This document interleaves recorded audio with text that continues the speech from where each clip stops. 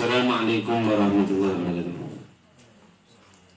Ya hadirin Nabi Mustafa Muhammadin Rasulullah sallallahu ala alihi wa sahbihi wa barik wa sallim ajma'ina. Syukurillah ta'ala min fadihah.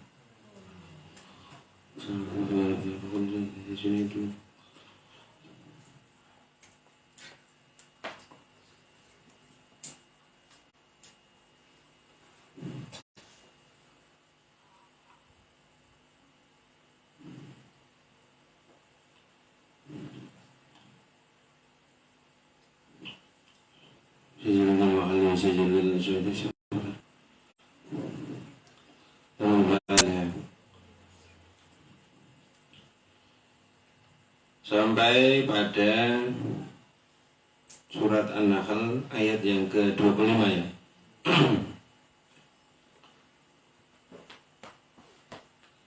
Yahmilu ya, Al-Zaruni 25 ya.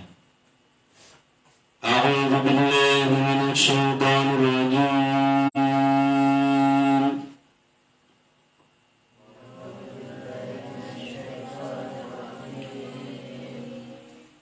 Bismillahirrahmanirrahim.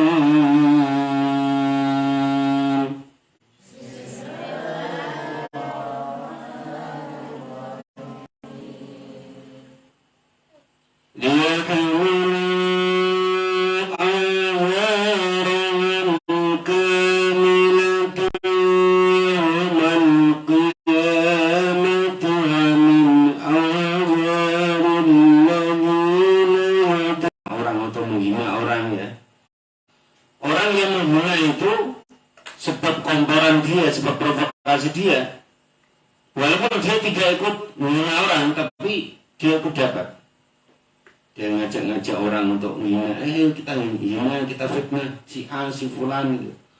Walaupun dia tidak ikut menghina, tidak ikut melakukan, maka dia kelak akan mendapatkan azab penanggungan dosa-dosa yang telah dia provokatorkan itu. Dia ngajak orang untuk membenci orang, ngajak orang untuk fitnah orang, ngajak orang untuk jelek-jelekkan orang. Dia menghasut seseorang, ya untuk apa? Untuk orang itu supaya membenci dengan si A, si B ya, mungkin pemimpin siapa gitu. Nah ini dosanya sangat berat. Dia akan mendapatkan dosa atau azab yang sangat gede karena telah mempengaruhi orang lain. Bahkan dia double-double. Nah, mungkin karena omongannya misalkan satu kalimat, dua kalimat, orang yang diajak omong itu kemudian apa? Nyesut orang lain gitu. Satu orang, dua orang, tiga orang dan seterusnya itu. Nah ini kelak di akhirat apabila seorang yang berdosa itu diadab, orang ini juga akan ditimpakan adab yang sama, walaupun dia tidak melakukan. Jadi makanya lidah itu berbahaya. Lidah itu bisa membuat seseorang itu bisa masuk neraka. Ya walaupun dia tidak melakukan, bahwa dia memprovokasi, gini loh, minuman keras itu enak loh, ayo kita cepat. Dia nggak pernah minum, walaupun dia nggak minum, tapi gara-gara omongan dia ada orang yang termotivasi itu, penasaran, waduh aku akhirnya minum. Orang itu akhirnya dia minum keras, orang yang dia omong. Ada satu orang, dua orang ngejak temannya. Ini dosanya orang yang minum tadi itu. Ya orang yang minum ya dosa ya diadab, orang yang nggak melakukan apa-apa tapi karena provokasinya itu tetap dia akan dapat adab dari Allah. Maka hati-hati menjaga lisan itu, hati-hati. Lisan itu kalau provokatif, nah makanya kenapa pahala adzan itu lebih utama daripada seorang yang imam dan yang khusyuk dan pahala semua orang yang berjamaah. Umpamanya dia sholatnya di masjid gitu. Ada orang 1000 orang, umpamanya Irul Andan gitu. Ini dia dapat pahalanya orang 1000 orang itu. Itu dapat dahsyatnya mulut itu. Bisa memuliakan, bisa menistakan. Bisa menghinakan, bisa memuliakan. Itu bahaya lisan, provokasi dari mulut. Dia memprovokasi orang untuk azan. Itu kan kebaikan. Maka kemudian ada orang di sawah, di pojok desa, di Tegalan, di ladang, di mana dengar pulang ataupun dia sholat di situ, Nah, orang yang adzan ini Masya Allah, pahalanya sangat besar. Besarnya pahala adzan. Kecuali kan juga sama. Oh, pakai speaker dangdutan itu. Di sana disediakan wanita-wanita yang mulus-mulus gitu. Nah, orang ini gara-gara soal speaker dia datang, waduh, di sana orang dangdutan gini joget-joget, baronggeng. Ini walaupun dia tidak ikut baronggeng, dia akan dapat dosanya. Itulah pahala dosa orang menyesatkan orang lain. Adabnya sangat pedih.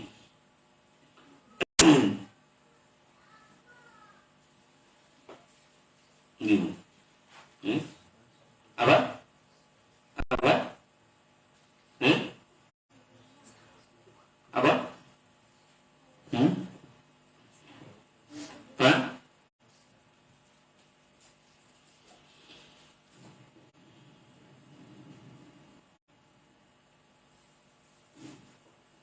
Di annahum ini fa istaraku mongko sekuton sapa alladzina yudillunahum lan alladzina la yu'minuna bil akhirah itu. Sekuton mereka berdua alladzina lurun fil ismi di dalam dosa. Maka mereka kalau dosa ya dapat berdua, kalau pahala ya dapat berdua. Orang mempengaruhi orang baik gitu begitu. Sehingga orang itu melakukan kebaikan kamu. Makanya sedekah itu tidak hanya uang gitu. Ya bisa juga nasihat. Mas mbok mandek itu mas. Wis sampean wis kalah ping kira judi ngono yo eling anak bojomu.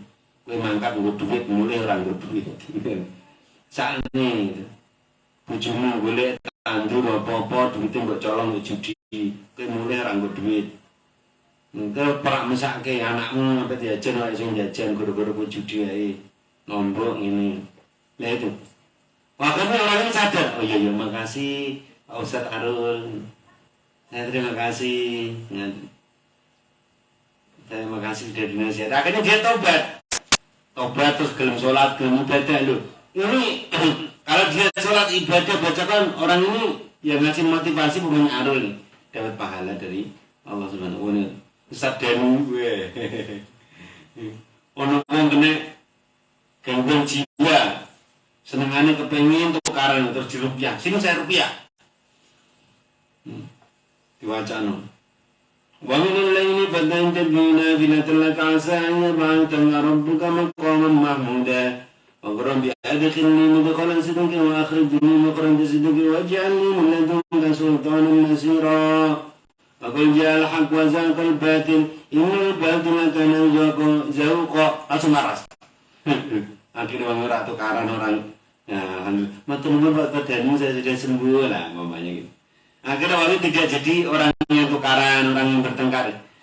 Dia orang yang sadar sholat ibadah. Dia dapat. Jadi bisa saling berbagi pahala atau saling berbagi dosa. Jadi mulutmu itu berbahaya. Bahayanya mulut provokatif gitu. Satu kata, dua kata, walaupun kamu tidak melakukan, tapi kamu sudah pernah mengeluarkan kata-kata provokatif, maka orang yang melakukan, walaupun kamu tidak ikut melakukan, kamu dapat dosanya, adabnya dari Allah Subhanahu wa taala. Maka hati-hati dengan mulut, jaga ngomong yang baik-baik ya, mempengaruhi teman-temannya untuk belajar, untuk taat kepada Allah gitu. Jadi supaya kita sama-sama berbagi pahala, bukan berbagi dosa ya. Pokoknya Arul landang di masjid ini, di orang di sawah, di ladang, di tegalan, di mana saja, di kali, dengar suaranya andanya dia.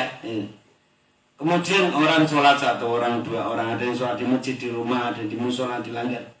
Oh ada 500 orang yang sholat, Arul dapat pahala orang 500 orang. Apalagi kalau orang itu sholatnya di masjid 27 dia dapat kalikan berapa orang. Itulah pahala berbagi pahala. Jangan sampai malah berbagi dosa, itu begitu.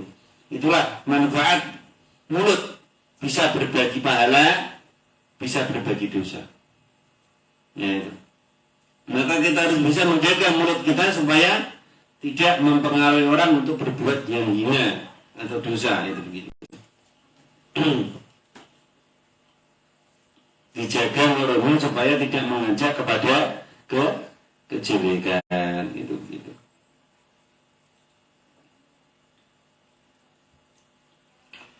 Ala iling-iling sa'a Allah temen bisa atau Allah temen apa ma perkara yang zinu akan pada nanggung sapa alladzina la yu'minuna bil akhirat ya kemana tegese pada nanggung sapa alladzina la yu'minuna bil akhirat iman hamlu tahu nanggung alladzina hadar baniki itu jadi mereka menanggung dosa orang lain jikalau dosa itu memang karena asal muasal dari kata-katanya si A gitu, si B, si C gitu. Jadi jangan sampai kamu gunakan mulutmu untuk mempengaruhi orang lain untuk melakukan kejelekan, gitu. Untuk menghina orang, untuk mengajak orang kepada kesesatan. Maka ya terus mulut untuk mengajak kepada kebaikan, yang baik-baik ya. Ayo kita sedekah ya, ayo kita menyantuni fakir miskin ya, ayo kita menyebarkan pahala, menyebarkan kata-kata yang baik gitu. Itu yang harus dilakukan. Jangan sampai sedikit-sedikit ngibah orang, gunjing orang, duduk di sana gunjing orang, di sana gunjing orang. Loh ini walaupun kamu sudah diam, yang lain ikut keluar. Aku ikut orang gunjingan gitu. Kalau kamu gara-gara kamu kemudian ada sebuah orang yang mengunjing gara-gara pengaruh kamu ya, itu bahaya. Bahayanya perkumpulan dan omong-omongan yang mengarah kepada kesesatan. Harus dijaga mulutnya. Jadi mulut itu bisa gara-gara mulut bisa berbagi dosa, gara-gara mulut bisa berbagi pahala itu. Tinggal pilih yang mana. Mulutmu kamu gunakan untuk menyebar kebaikan atau mulutmu kamu gunakan untuk menyebar kejelekan itu na'udzubillah semua na'udzubillah. Maka kita harus waspada tentang bahayanya mulut. Mulut itu memang apa? Mulut itu memang ringan, ya enggak? Mulut sama batu berat mulut. Berat batu atau berat mulut? Tapi gara-gara mulut, gunung yang segede itu bisa diangkat, ya enggak? Bisa dipindah. Lautan yang dalam bisa ditimbun gara-gara mulut. Ini ya. Memang mulut itu tumpul atau tajam? Lidah itu mulut atau tumpul atau tajam? Tapi dengan mulut ribuan orang bisa mati. Bisa lebih tajam dari peluru, bisa lebih tajam daripada tembak, bisa lebih membakar daripada api yang membakar. Itulah mulut. Maka kita harus benar-benar menjaga lidah kita. Jangan sampai lidah kita itu menyebar kebencian, ya, menyebar permusuhan, ya, menyebar fitnah itu. Itu rasa jelek-jeleknya anggota tubuh kalau digunakan untuk kejelekan. Allah ama yang zinu. Sejelek-jeleknya dosa itu adalah memprovokasi orang lain itu. Maka kalau ada orang yang suka menyebar fitnah, menyebar isu yang tidak baik, sekarang apa menyebar apa hoax, berita yang tidak benar. Mereka itu kalau bisa di dalam kitab Nasihat Kitab Mengghafulin ya, itu mereka menyebar bisa mendengar. Mereka menyebar percikan-percikan api neraka di muka bumi, membakar bumi ini. Nah kita semuanya harus menjaga lidah kita supaya tidak menyebarkan tanah-tanah yang melukai setiap hati-hati manusia itu. Itu. Maka apa yang digunakan? Belajar adab yang baik, belajar akhlak yang baik, kan begitu. Jalan ini Rahman. Itu.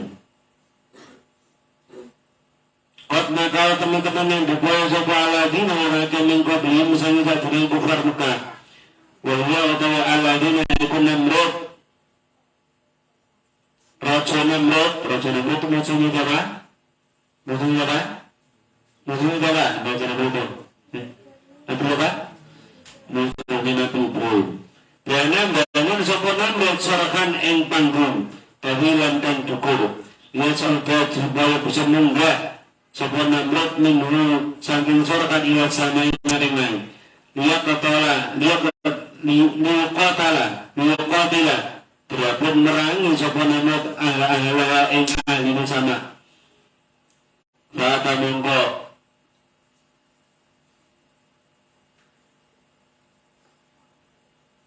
ngersakake sapa Allah kota-kota kese ngersakake sapa Allah bunyan ing rusak bangunane Namrud ngalagina minal qawaid sang boro-boro. Jadi Namrud itu aneh ya. Orang yang paling aneh itu Namrud. Namrud di zaman Nabi Ibrahim itu percaya kalau di langit itu ada, ya mungkin para dewa-dewa ada apa, ahli langit lah, segala penguasa langit itu diperangi gitu.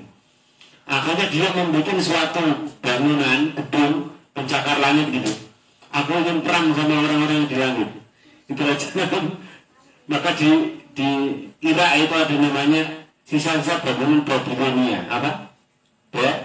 Babilonia. Itu sisa-sisa apa namanya kejelekan Namrud. Apa namanya Babilonia. Babilonia itu adalah tugu artefak yang menunjukkan hancurnya Namrud itu. Jadi Namrud itu membangun suatu gedung yang tinggi, ingin bertemu Allah, ingin perang sama Allah, sama malaikat. Akhirnya apa? Allah Ta'ala menghancurkan sampai tinggal sekarang tinggal puing-puingnya. Itulah kesombongan Raja Namrud. Jadi Raja Namrud itu raja yang sangat parah. Raja Namrud itu raja yang sangat berdosa. Ibunya Namrud itu cantik. Saking cantiknya dia nggak rela dinikahi orang lain. Kan bapaknya sudah meninggal. Namrud itu makin besar. Ibunya yang cantik, nggak tua-tua. Akhirnya si Namrud ini menikahi ibunya. Jadi karena ibunya cantik, dinikahi ibunya. Terus kemudian dihancurkan oleh Allah Subhanahu wa Ta'ala. Ibunya loh, dinikahi sendiri. Ya enggak nikah lah, mungkin gitu. Itu Raja Namrud. Dia membangun suatu gedung bertingkat tinggi untuk apa? Untuk bisa berperang dengan Allah Subhanahu wa Ta'ala.